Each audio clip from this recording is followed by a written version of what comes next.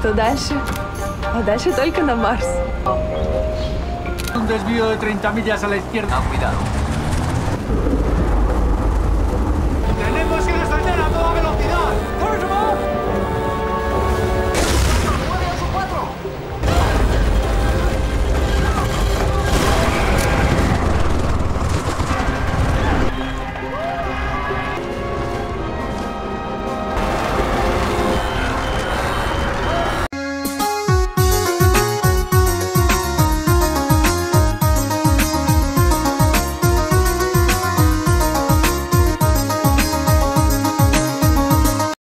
Pada kesempatan kali ini, saya akan mengulas alur film berjudul Till the End of the World.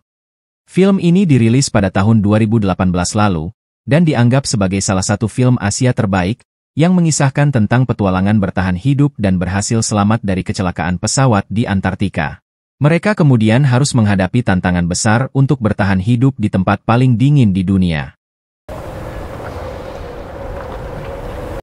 Bagaimana petualangan mereka menghadapi suhu yang ekstrim ini, dan apa yang mereka lakukan untuk bertahan hidup?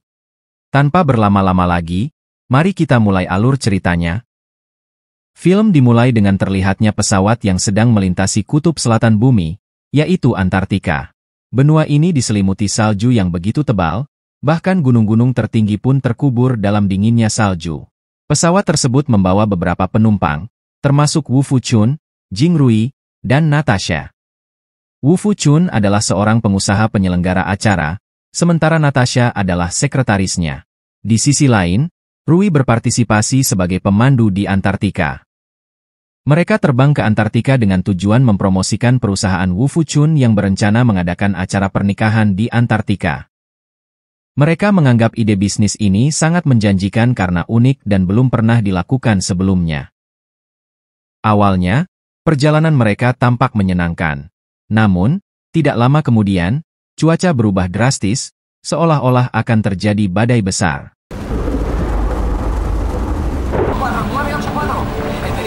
Sang pilot berusaha meminta bantuan melalui radio dan memberitahu penumpang bahwa ia akan mengambil rute memutar untuk menghindari badai yang akan datang.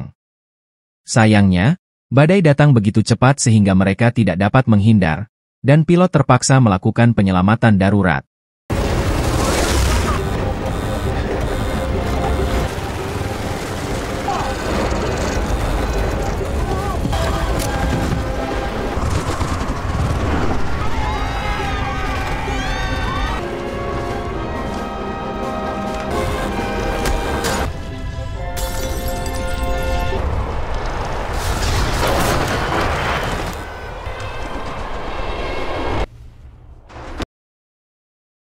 Beberapa waktu berlalu, Wu yang pulih dari pingsannya dan menyadari bahwa pesawatnya telah hancur tak berbentuk.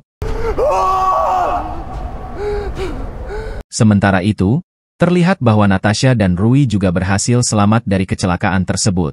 Namun, Natasha mengalami pendarahan akibat benturan di kepalanya, sementara Rui terjepit dan kakinya patah tertimpa puing pesawat. Wu segera menyusul mereka dan berusaha menyelamatkan mereka, berpacu dengan waktu karena pesawat mulai tenggelam akibat lapisan es yang pecah akibat benturan hebat dari kecelakaan tadi.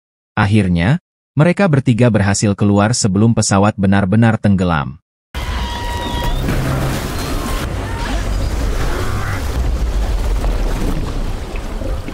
Namun, tidak berselang lama, Natasha yang sudah kehabisan banyak darah menyebabkan nafas terakhirnya dan meninggal di tempat. Meskipun Wu mencoba mencari sinyal dengan kekuatannya, usahanya tidak menghasilkan hasil. Wu bertanya kepada Rui apakah ada harapan penyelamatan. Rui menyatakan bahwa mereka telah jauh keluar dari rute penerbangan, dan kemungkinan untuk ditemukan sangatlah kecil. Meskipun menghadapi situasi yang sulit, mereka memutuskan untuk melanjutkan perjalanan, tetap membawa mayat Natasha bersama mereka. Wu berusaha menarik Natasha dan Rui yang kakinya telah patah. Namun tidak berselang lama, badai kembali datang dan mereka berusaha membuat lubang untuk berlindung.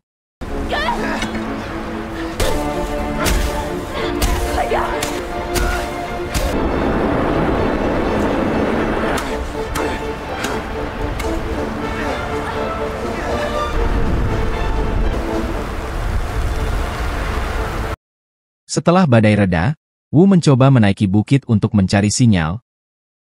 Sementara Rui menunggu di dalam lubang yang mereka buat. Di sana, Rui melihat burung pemakan bangkai mulai memakan tubuh Natasha.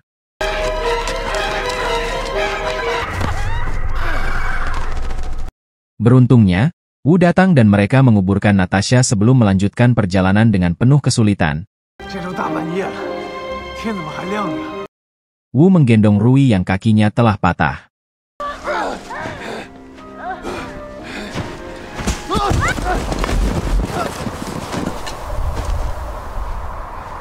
Setelah perjalanan yang panjang, mereka menemukan sebuah kamp penelitian yang telah lama ditinggalkan. Mereka memutuskan untuk tinggal di sana sambil menunggu pertolongan atau mencari jalan keluar. Di sana, mereka menemukan banyak persediaan makanan dan genset, memberi mereka harapan untuk bertahan hidup beberapa minggu ke depan.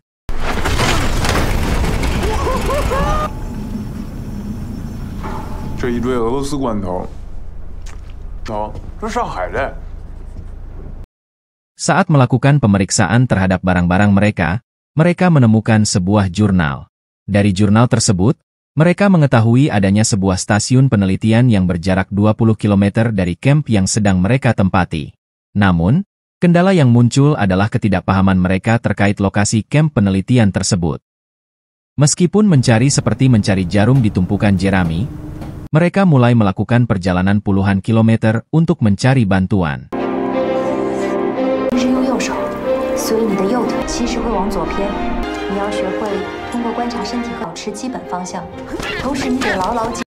Hingga pada hari ke-6, Wu menjelajah, namun hanya menemukan anjing laut dan rombongan pinguin. Pada hari ke-8, Wu kembali melakukan perjalanan menjelajahi padang es, berharap menemukan seseorang di sana.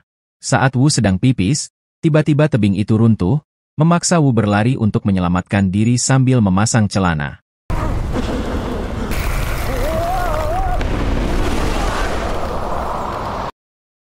Beruntungnya, Wu berhasil selamat dari runtuhan es yang hampir menguburnya hidup-hidup.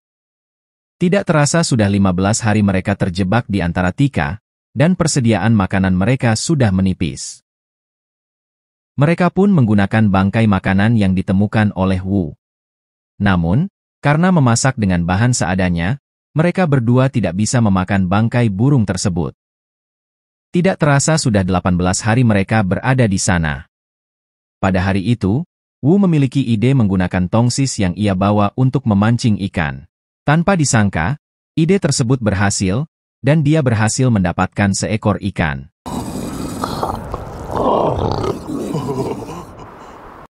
Namun, ketika akan pulang, es yang dilewatinya tiba-tiba retak, membuatnya terperosok ke dalam jurang yang dalam dan pingsan seketika. Beberapa saat kemudian, Wu sadar dan bingung mencari jalan keluar.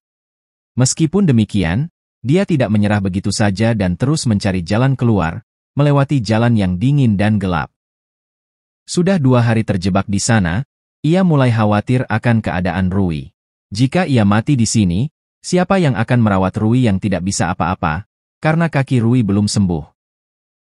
Sementara itu, di kamp, Rui menangisi kepergian Wu yang belum juga kembali. Dengan suhu yang semakin dingin, Rui berusaha menghidupkan genset agar mesin penghangat bisa menyala lagi. Namun, setelah berusaha keras, ia kehabisan tenaga dan akhirnya pingsan. Di sisi lain, Wu terus berusaha keluar, melewati celah yang sempit dan gelap dengan menggunakan korek api yang dibawanya. Ia terus menggali lubang dengan mengikuti arah cahaya. Dengan segenap tenaga yang tersisa, Wu terus berusaha untuk kembali.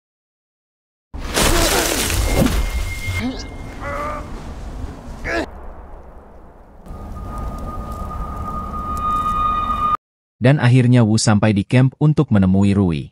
Namun, di sana ia menemukan Rui yang sudah lemas karena kedinginan.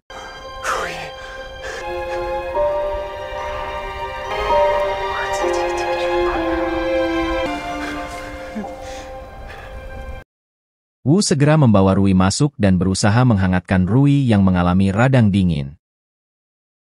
Beberapa hari kemudian, Wu kembali melakukan perjalanan, tapi tiba-tiba matanya sakit, dan dia tidak bisa melihat dengan jelas. Penglihatannya semakin buruk, membuatnya putus asa, dan dia berteriak memanggil Rui.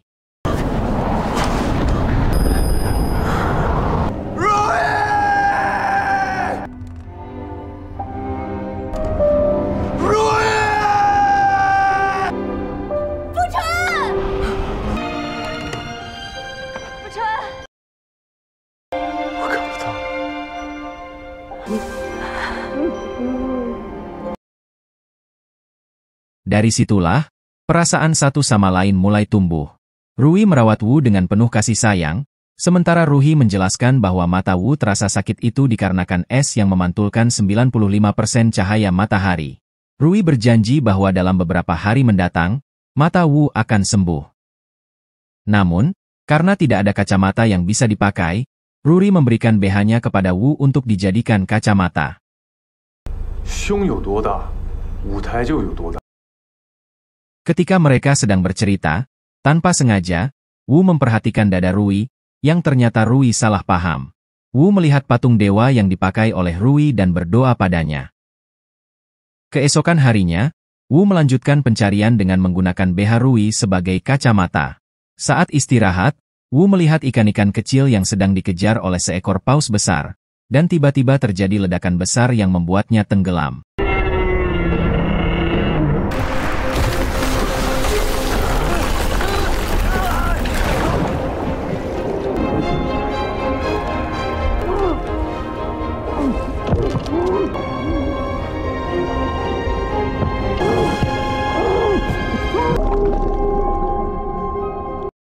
Saat dia mulai lemas, datanglah rombongan penguin yang berhasil membantu Wu untuk keluar dari sana.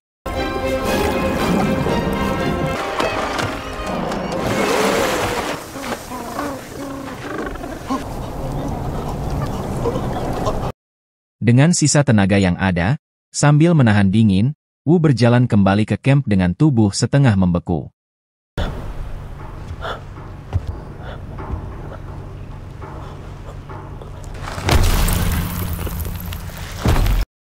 Rui yang melihatnya segera memberikan pertolongan, membuka semua pakaian Wu yang basah, dan menghangatkannya dengan tubuh Rui.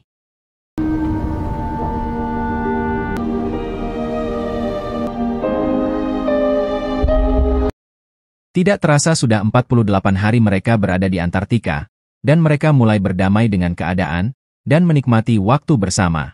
Hari-hari berlalu, dan tanpa disadari oleh Wu, ternyata Rui jatuh sakit. Mereka bercerita tentang keinginan mereka di masa tua nanti dan mereka pun saling menyemangati.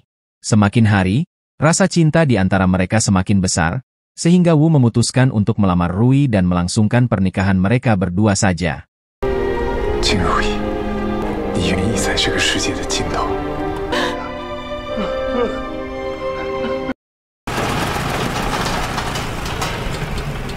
Beberapa hari kemudian, Genset kehabisan bahan bakar dan persediaan makanan hampir habis, memaksa mereka untuk segera bergerak dengan cepat. Wu kembali melakukan perjalanan, namun kali ini ia merasa sangat berat untuk meninggalkan Rui. Rui memberikan buku panduan bertahan hidup karena perjalanan kali ini akan berlangsung beberapa hari. Dengan sisa tenaga yang ada, Wu terus berjalan jauh menuju selatan. Namun, tiba-tiba badai besar datang, membuat Wu pingsan. Saat pingsan, seekor penguin datang dan membangunkannya, menyadarkan bahwa ia sudah tidak jauh dari kamp peneliti.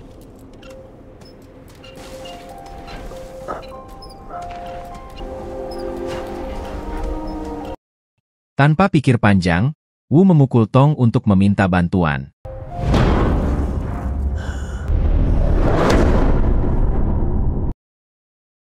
Tidak berselang lama, beberapa peneliti datang untuk menolongnya lalu Wu meminta untuk menjemput Rui yang masih menunggunya.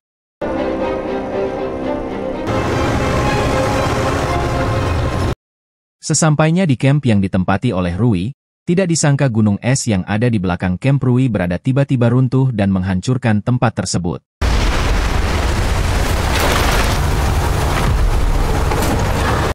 Meskipun Wu memberontak dan ingin keluar untuk menyelamatkan kekasihnya, karena sangat berbahaya, ia ditahan oleh semua orang hingga akhirnya Wu pun pingsan.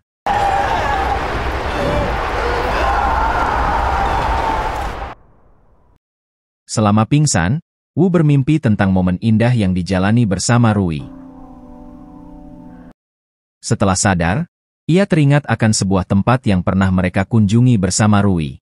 Karena masih tidak percaya dengan kepergian Rui yang begitu cepat, Wu memutuskan pergi ke tempat itu menggunakan motor salju. Dugaannya ternyata benar, dan dengan keyakinan cintanya pada Rui, ia menemukan Rui dalam keadaan setengah sadar.